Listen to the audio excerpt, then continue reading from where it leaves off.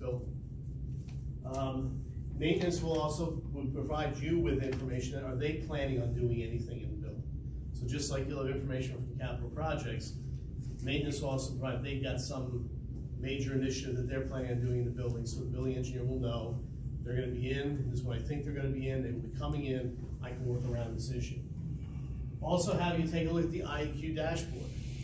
Are there mold issues? Are there asbestos issues that have been reported? Are there lead issues that have been reported? Just to do a familiarization with the building and take a look if there's anything that ought to be prioritized as something that can occur this summer. And also, I encourage you to fill out the HERA review with all the building engineers, and I think it's a great way for them to get a sense of what the issues they've identified in that building are, so that as they're approached by a principal or by a teacher about, why is that asbestos covered pipe, fraying off the wall, they can say it's not asbestos. That's, don't worry, it's not asbestos, it's already been taken care of. So things like that. And then also, if there was a lead assessment review done already, just kind of go through that and know what the situation within that building would be. Now, as I said, 30 schools, 14 schools will be fully painted and lead stabilized this summer, in addition to the 16 that are already either underway or completed. So these are just kind of the framework. To just sit with them and say, okay, what do we know is going to be happening here? What do we want to walk through? What do we want to look at? What's on this list? What can we get rid of? What should we prioritize? What are the issues that you, together, the FAC and the building engineer, and I guess I'm encouraging in a lot of ways is, what you put together with them becomes their roadmap for you to work with them on after you've developed it with them. It's not saying you have to go do this work for them.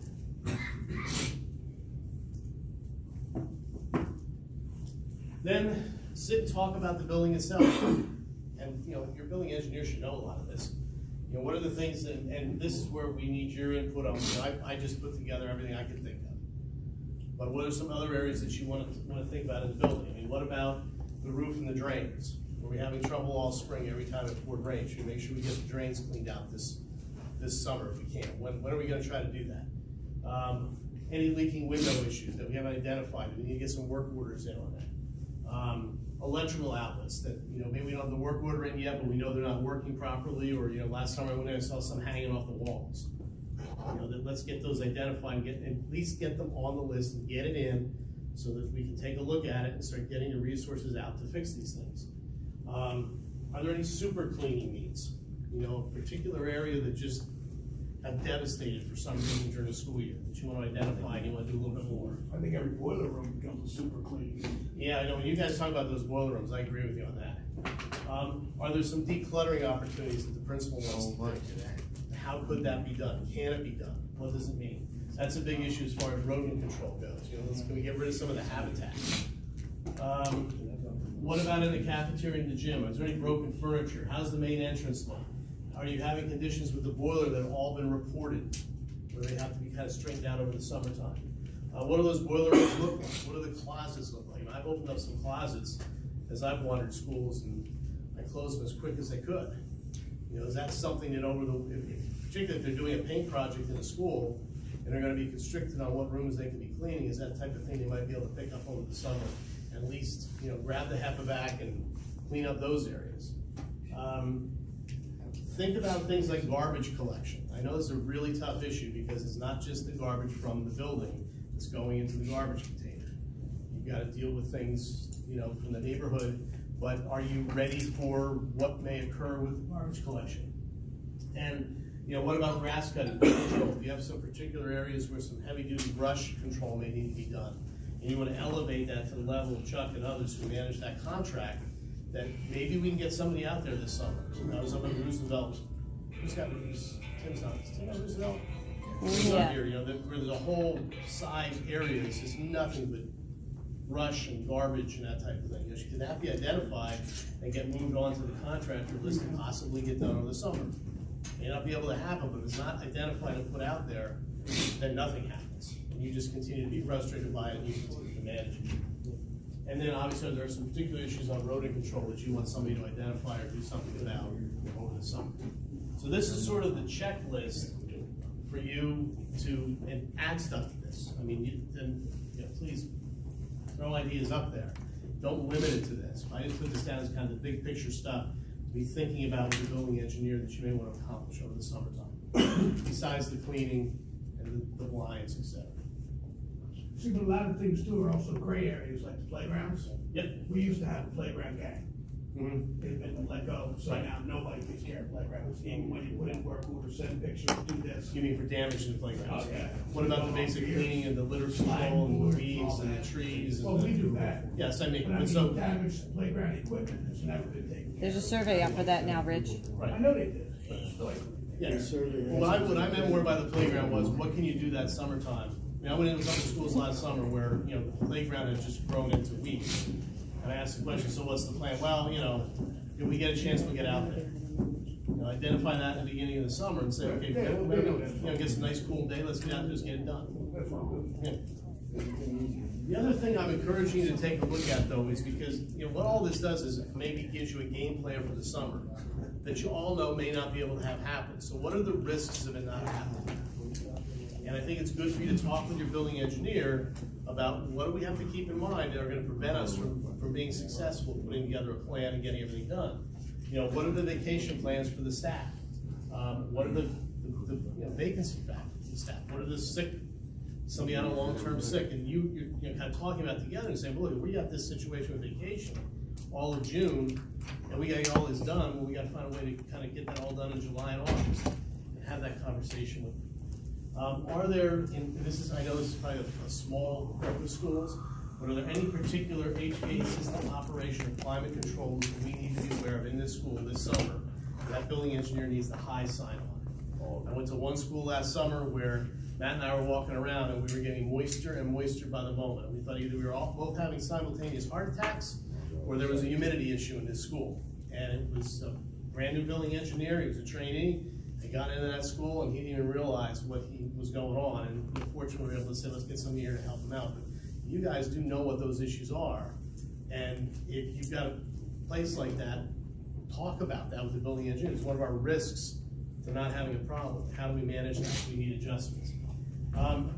You know, this is an interesting one. I guess I put it up here because I think you all need to push back a little bit on this one. If you do have a school that has an outside contractor coming in, they're tearing that place apart. They're filling your dumpster, they're leaving trash behind, your staff gets stuck with it, you get stuck with it. So what are you gonna do between you and the building engineer to make sure that the capital project manager is talking to the building engineer and realizing that the district requires an outside contractor to have their own trash disposal system? Not use ours, so you have no room to put your stuff and to clean up after themselves. Are you having that type of dialogue with people to make sure that you're requiring them to perform if you're one of the schools who's having an outside capital project done in it this summer? And then also, you know, look at this is maybe for you when it's kind of all done and you kind of put the final, yeah, I feel good about this. Say to yourself, okay, do I think my DE and my staff can pull this off? What's my risk here? You know, do I have to spend more time with them, less time with them? I'm a senior person, they know how to do this. I know they're going to pull it off, or you know what, I've got a trainee in here, I've got somebody new, first time in there this summer, I got to put them on my radar screen for a little bit more, you know, personal attention, and that's more of a risk from your perspective. So the concept is what to do with these is to identify the concerns and constraints over that 12-week period. What does Chuck need to know? What does IQ group need to know? What do the people Paul and Al need to know over maintenance? There are going to be some of the issues that you've identified as putting together these checklists. And then it becomes part of a regular review by you with your building engineer, whether it's on a weekly basis or bi-weekly basis or daily, however you manage them. And then also with the leadership of the group, to kind of know how we're doing in each of these buildings and where our problem areas are. And then, you know, I foresaw there'd be some kind of weekly reporting on the progress of identification of areas of concern. You know, what's not happening correctly. And I'll give you, you know, one final example. One of the things that I saw that I think this type of thought process could prevent is I went to a school last summer and they're basically ready to open. The place looked really good. And went into a couple, Matt was with me, went into a couple of bathrooms and just the smell was horrible. And the exhaust fans weren't working. And we said, so, you know, when did you know? Well, I didn't really know they weren't working. Okay, well, why didn't we know? Well, you know, it was very busy this summer, we had camps in here, and I started thinking to myself, if at the beginning someone was saying, let's kind of just do a quick walk around, see if we have problems like this, get them on the list, get them in front of maintenance, push the issue, bring it up to your leadership team, let them know what those issues are, so they can push maintenance to see whether they can solve those types of problems, rather than waiting till the end, and now, you know, what do? We're ready to open, and I've got 4 bathrooms and the exhaust isn't working right. And I just let you know about it. And I'm sure it was the same problem in June, I'm just guessing. That was there in August, just a hunch. So, okay, thoughts, concerns?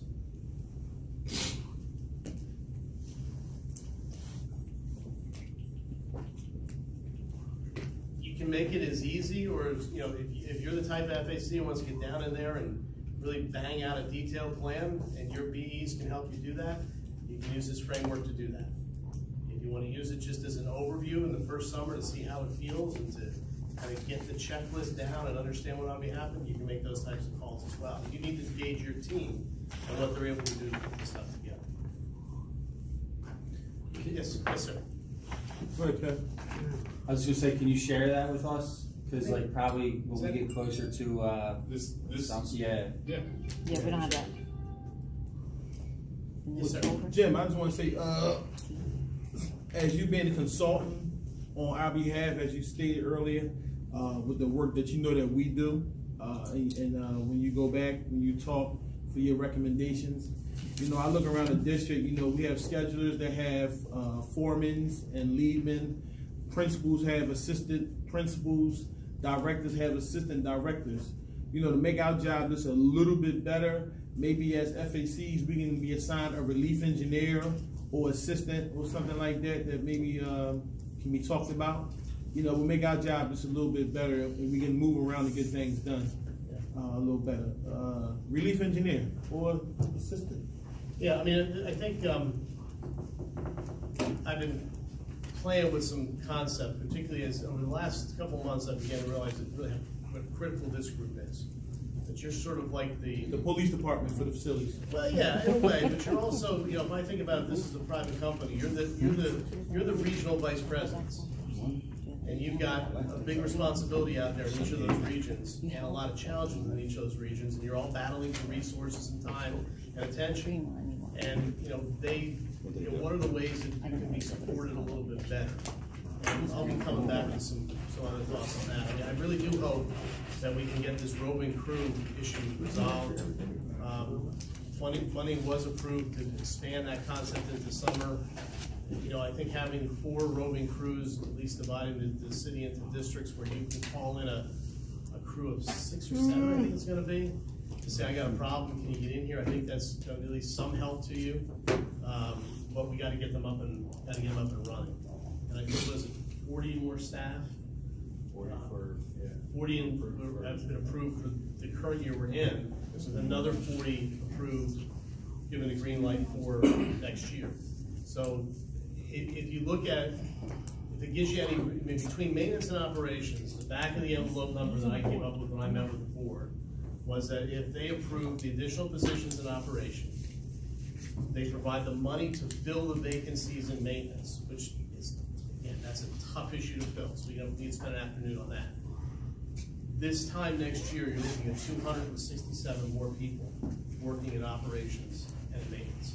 That's a big jump, but you gotta hire them, you gotta locate them, you gotta recruit them, You gotta pay them. right? And in order to recruit them, you gotta pay them. There's a whole set of issues which, you That's know, why you not can't for recruit them, today. because you ain't paying them. Yeah, so, but if the money's gonna be provided, at least the opportunity is there to get the people. One of the big things we deal with too, Jim, is our training is last. I mean, we have engineers out there that got 10, 12, 20 years experience. Prior to our training center, we brought our engineers back down for training all the time. All right, we're going into these automated building systems now, and guys out there don't even have a clue how to operate. Experienced guys don't have a clue how to operate. So, I mean, a big part of it is, if you're not gonna make the investment in these engineers and stuff like that, then you're losing right from the start.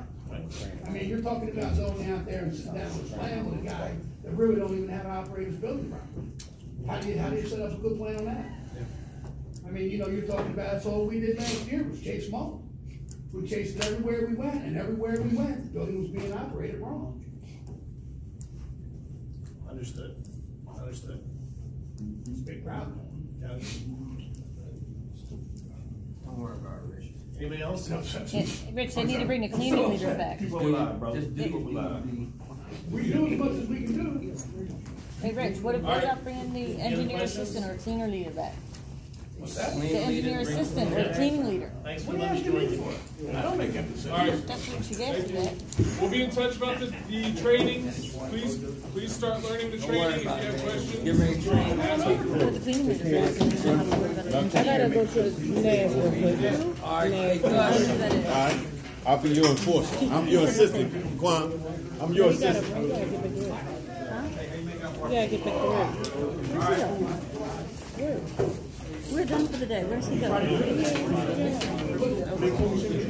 I just told you we were Work. Oh, that's right. He's doing